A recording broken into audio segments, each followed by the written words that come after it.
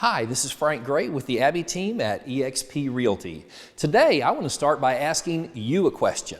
What are the two approvals a buyer must obtain in order to qualify for financing? I think you know the first answer. The buyer must obtain approval.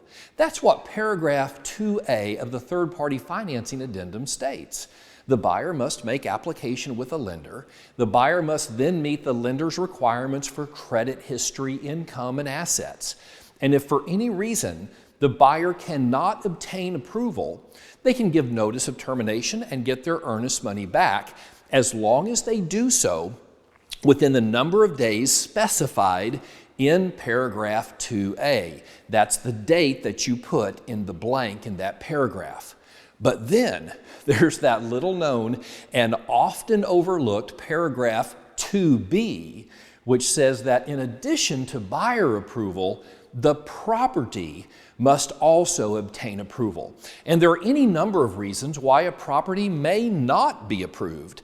Perhaps the appraisal didn't rise to the value required by the contract sale price. Or perhaps the roof is so old that the property is uninsurable.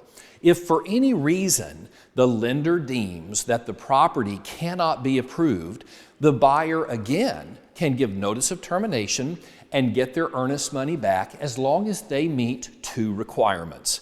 First, they must submit a notice of termination to the seller.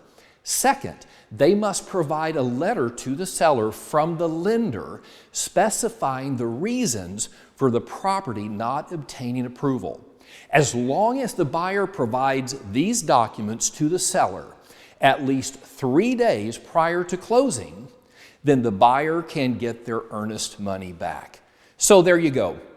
I asked you a question, but it wasn't terribly difficult. Both the buyer and the property must obtain approval in order for the buyer to qualify for financing. Again, my name is Frank Gray. Anytime I can help you navigate these tricky contract issues, just reach out to me. I'm here to help. Let's go there together.